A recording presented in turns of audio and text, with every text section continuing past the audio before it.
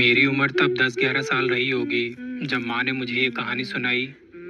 उस वक्त मैं छोटा था इन सब चीज़ों को समझने के लिए। हमारे घर के पीछे एक कुआं था जिसके आसपास आम के और जामुन के पेड़ थे। जब भी मैं वहाँ खेलने जाता तो माँ को फिक्र होने लगती है।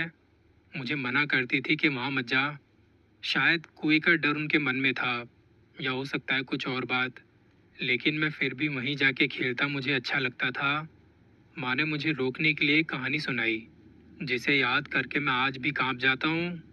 उन्होंने बताया तेरी बुआ की शादी के बाद डिलीवरी के लिए वो यहीं आती है। मुझे भी अच्छा लगा क्योंकि तेरे पापा तो काम पर रहते थे। उस वक्त तू पैदा भी नहीं हुआ था, ये तब की बात बता रही हूँ। तब बुआ और मैं घंटों बैठे बातें करते रहते। एक रात की बात है, मैं कुएं के पास बैठी बर्तन धो रही थी। ज़्यादा टाइम नहीं हुआ था, यही कोई रात के 9 बजे होंगे। तेरी बुआ भी मेरे साथ ही थी। हम कुछ बात कर रहे थे और वो एकदम से चुप हो गई। मैं अपने काम में लगी हुई थी, मैंने इतना गौर नहीं किया। मेरी नज़र जब उस पे पड़ी तो पूछा क्या हुआ। उसकी नज़र जामुन के पेड़ की तरफ थी। कहती वहाँ कोई है। मैंने भी देखा पर मुझे कोई नहीं दिखाई दिया। अंधेरा भी हो रहा था। वहाँ से नज़र हटा के हम दोनों अपनी बातों में लग गए। और तभी एक आवाज़ आई। "छिछ, छिछ।" ये आवाज़ मैंने भी सुनी। मैंने कहा कौन है वहाँ। कोई जवाब नहीं आता। मैंने बर्तन भी लगभग धो ही लिए थे, पानी खत्म हो गया। तेरी बुआ ने कुएं में बाल्टी डाली पानी खींचने के लिए। मैंने उसे रोकते हुए कहा तुम ये काम मत करो, मैं देखती हूँ। मैंने उसे बिठाया और बाल्टी ऊपर खींची और वो आवाज़ फिर से आई। "छिछ, छिछ।" मैंने तभी अपने सामने देखा। कुएं के उस तरफ एक औरत खड़ी थी। रात की खामोशी में अंधेरे में ऐसे उस अनजान औरत को देख मैं कांप गई। वो बहुत हल्की सी दिखाई दे रही थी, मुझे समझ नहीं आता ये है कौन। शायद पड़ोस वाली होगी।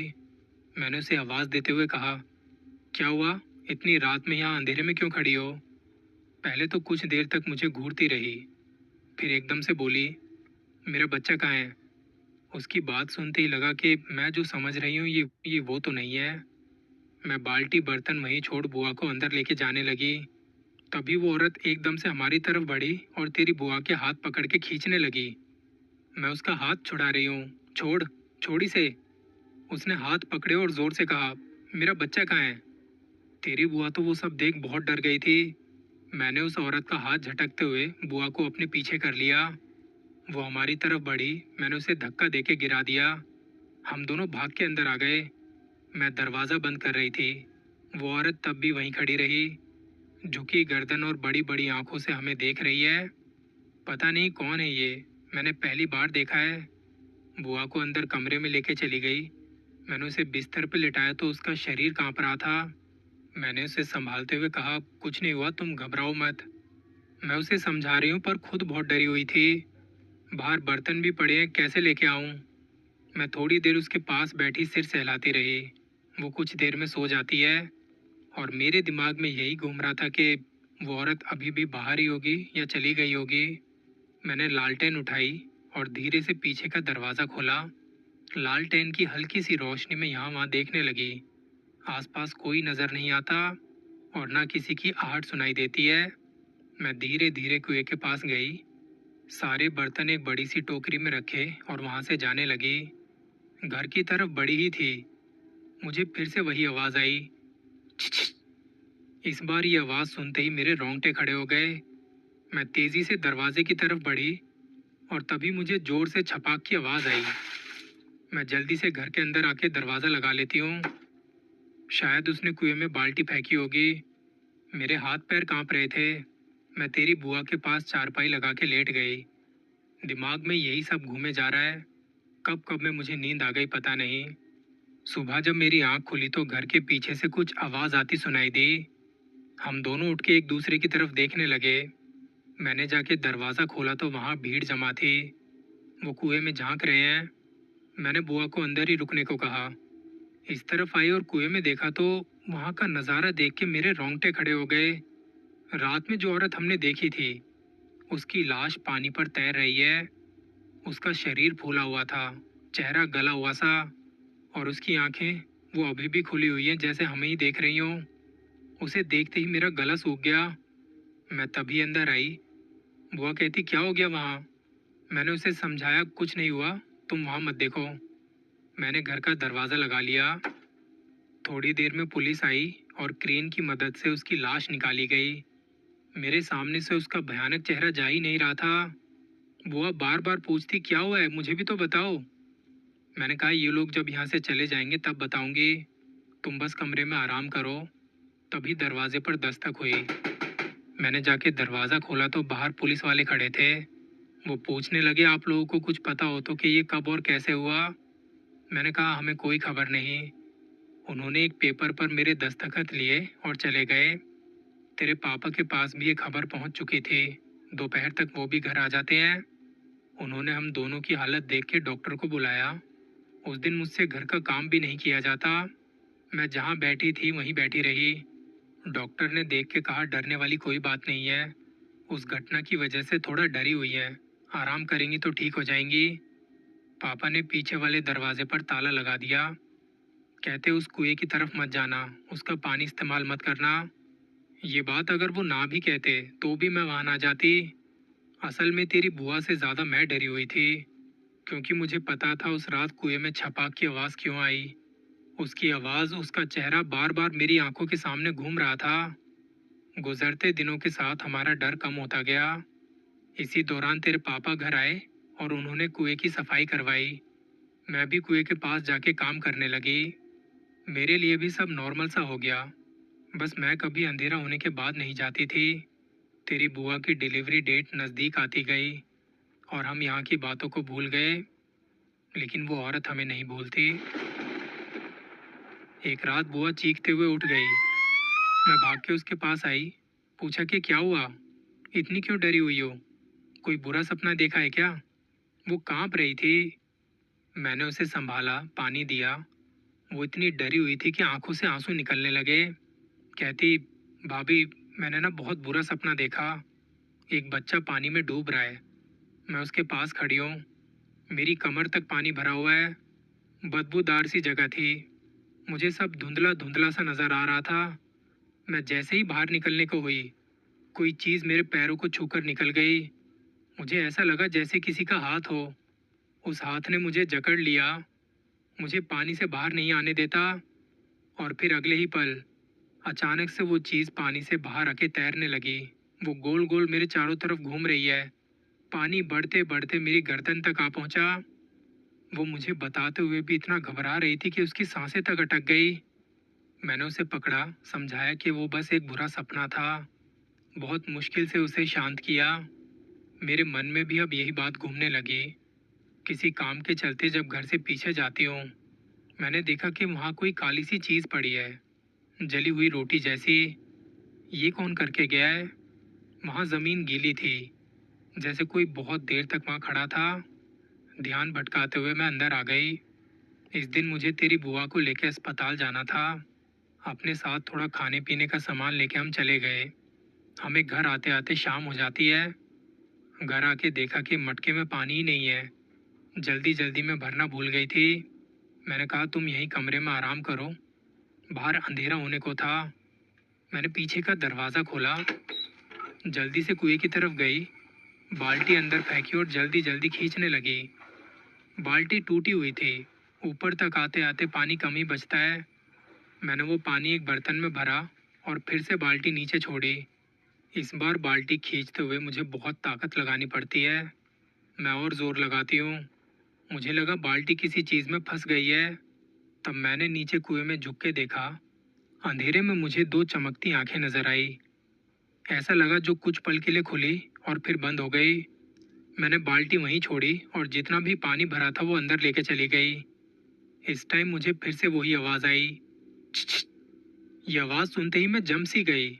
मेरे पैर जैसे किसी चीज़ ने जकड़ लिए हों। आवाज़ कुएं के अंदर से आती है। मैं किसी तरह खुद को घसीटते हुए अंदर लाई और दरवाज़ा लगा लिया। कुछ देर तक खड़ी सोचती रही कि नहीं, ये मेरा वहम है, ऐसा नहीं हो सकता।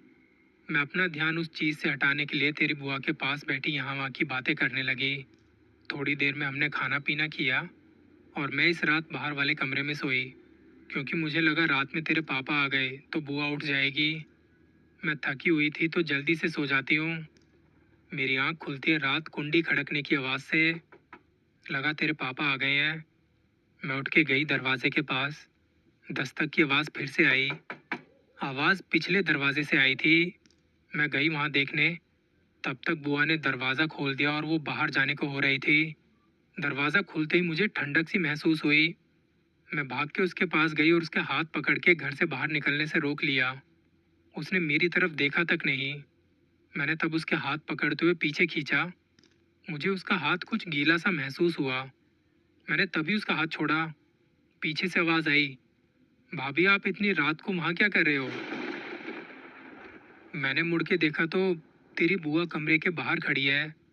मैंने फिर से सामने देखा तो मेरे आसपास कोई नहीं था। मेरा हाथ अभी भी गीला है। और तभी बाहर से हंसने की आवाज़ आई। मैंने झट से दरवाज़ा लगा लिया।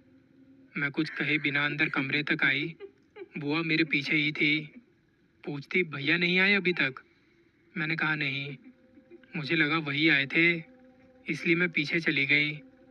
मैंने उससे पूछा, क्या तुमने भी कोई आवाज़ सुनी? वो कहती कौन सी आवाज़? मैं समझ गई कि उसने कोई आवाज़ नहीं सुनी और उसे नहीं पता यहाँ क्या हुआ था। बात घुमाते हुए मैंने कहा, मुझे लगा तुमने भी कुंडी की आवाज़ सुनी। वो कहती नहीं तो। हाँ, पर मुझे नींद में एहसास हुआ था कि आप मेरे कमरे में हो और अपने हाथों से मेरे पेट को और मेरे पैरों को सहला रही हो। आपके हाथ इतने ठंडे थे कि मैं तभी उठ गई और फिर बाहर आके देखा तो आप दरवाजे के पास खड़ी हो। उसकी बात सुनते ही मैं डर गई क्योंकि मैं तब वहाँ नहीं थी। मैंने फिर भी कहा कि हाँ हाँ मैं देखने आई थी। हे भगवान, ये सब क्या हो रहा है? मैं तेरी बुआ को लेके बहुत डरी हुई थी क्योंकि उसकी डेट नज़दीक आ रही है। उस औरत की नज़र इसी पर है। मैं किसी भी हालत में उसे डराना नहीं चाहती थी। रात भर मैं उसके पास ही लेटी रही। मुझे ठीक से नींद नहीं आती। अगले दिन तेरे पापा घर आ गए। मैंने उन्हें बताया कि वो औरत मुझे अभी भी नज़र आती है। कभी मुझे आवाज़ देती है, कभी हंसती है। मुझे लगता है आपकी बहन को ससुराल छोड़ाना चाहिए। यहाँ जो भी हो रहा है वो सही नहीं है। पर उन्होंने मेरी बात अनसुनी कर दी। कहते उस औरत को मरे इतने दिन हो गए हैं और अब भी तुम उसी को लेके बैठी हो। ये सब तुम्हारे मन का वहम है और कुछ नहीं। मैं उनको समझाने की कोशिश कर रही हूँ पर वो नहीं मानते और काम पर वापस चले गए। कहते अब 2-3 दिन बाद आऊँगा। अपना और उसका ख्याल रखना। उनके जाने के अगले ही दिन तेरी बुआ को दर्द उठा। मैंने आस पड़ोस के लोगों से मदद लेके अस्पताल में एडमिट करवाया। खबर तेरे पापा तक भी पहुंच गई थी। वो भी आ गए। उसकी डिलीवरी शाम तक होती है। तब तक उसके ससुराल वाले भी आ पहुंचे। सब बड़े खुश लग रहे थे। मैं भी थी। पर मुझे उस औरत को लेके एक डर भी था। उसका डरावना चेहरा बार बार मुझे नजर आता है। मैंने तेरे पापा को कहा कि सब कुछ ठीक से हो गया है, इसे अपने ससुराल भेज दो। तेरे पापा को लग रहा था कि किसी जलन के चलते मैं कह रही हूँ या मुझे कोई प्रॉब्लम है। पर मैं कैसे समझाती उन्हें?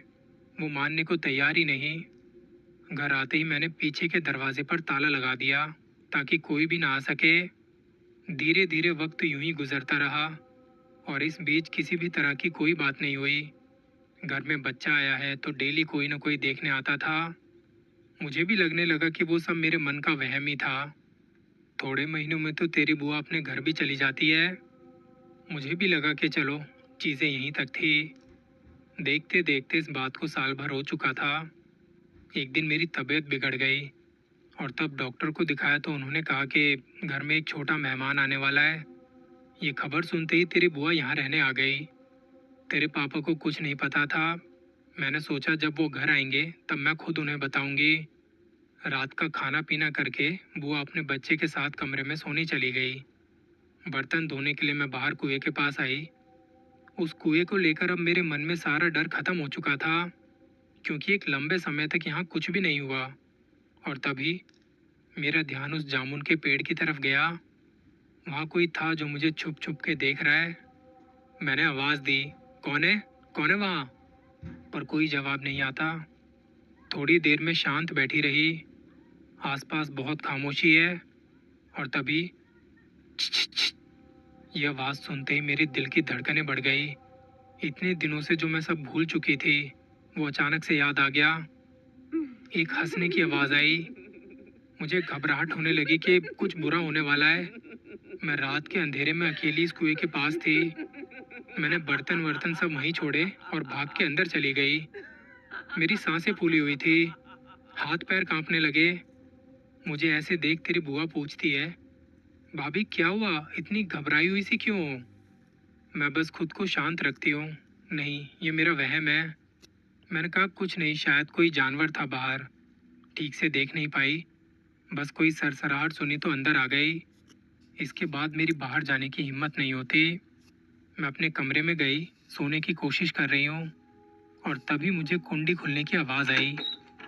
मैंने उठ के पीछे दरवाजे की तरफ देखा, लेकिन वो दरवाज़ा बंद था। मैं थोड़ी देर वैसे ही बैठी रही, कुछ नहीं हुआ। लगा कि मेरा वहम है और मैं सो गई। अगले दिन मेरी आंख खुली तो तेरी बुआ के पास गई। वो अकेली ही सोई हुई थी। मैंने उसे जगाते हुए पूछा, बच्चा कहाँ है? वो कहती, अरे रात में आप ही तो आई थी बच्चे को लेने के लिए कि मैं इसे अपने पास सुलाऊंगी। मैंने हैरानी से उसकी तरफ देखा। मैं तो अपने कमरे से बाहर ही नहीं निकली। बच्चा जिस जगह सो रहा था वहाँ की चादर गीली थी। वो देखते ही मेरे हाथ पांव ठंडे पड़ गए। मैं भागते हुए पीछे कुएं के पास गई, अंदर झांक के देखा और जो देखा वो मैं सहन नहीं कर पाई। बेहोश होके गिर पड़ी। जब होश आया तो मैं घर के अंदर थी। तेरे पापा भी आए हुए थे। जैसे ही मुझे याद आया कि मैंने क्या देखा था, मैं दौड़कर कुएं के पास आई। तब मैंने देखा कि पुलिस तेरी बुआ की लाश कुएं से खींच के निकाल रही है और वहीं एक बच्चे की लाश सफ़ेद कपड़े से लिपटी हुई रखी थी। अपने बच्चे को पानी में पड़ा देख तेरी बुआ भी कुएं में कूद गई थी। वो औरत जो चाहती थी उसने कर दिया। मैं बस रोई जा रही थी, रोई जा रही थी। माँ ने जब मुझे ये कहानी सुनाई, उसके बाद से मैं उस कुएं के पास कभी नहीं गया। मुझे बहुत डर लगता है इन सब चीज़ों से। भले ही इस बात को हुए ज़माना हो गया है, पर ये कोई नहीं जानता कि वो अभी भी उस कुएं में है या चली गई है। चली गई है तो ठीक है, पर अगर नहीं गई। आज के एपिसोड में बस इतना ही। जल्दी मिलेंगे। मेरा नाम प्रवीण है। दुआओं में याद रखना।